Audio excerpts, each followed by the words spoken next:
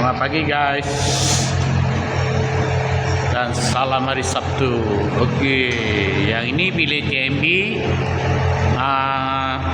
untuk Swiss room. Okey, sini kita sudah pasang bahagian pasang pipe untuk CO2. Untuk pipe CO2. Okey. Sini kita dah pasang semua. Mari sini saya. Dia akan keluar mari sini kepada tong. Guys, sini tong dia guys.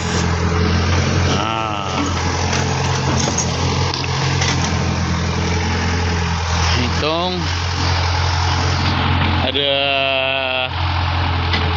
4 bilik semua untuk TMB punya Swiss room, Siangga gear room, TMB room. Yang ini bahagian untuk fire fitting. Untuk fire fittingnya ini untuk gas untuk TMB lah, bilik-bilik TMB semua. Bahagian ini semua. Yang ini bilik TMB lah ni. Semua TMB.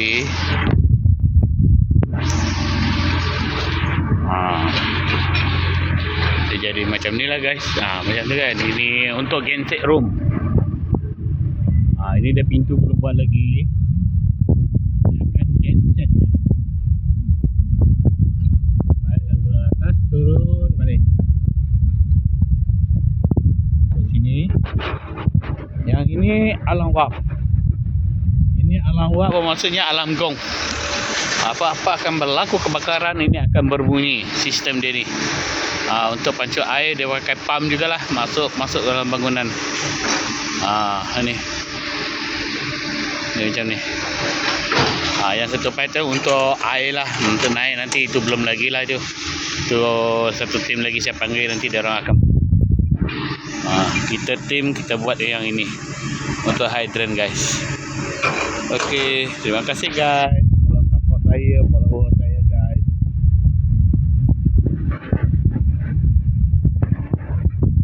Kita dimurahkan rezeki di bulan yang ini. Bulan Lent. Okay guys.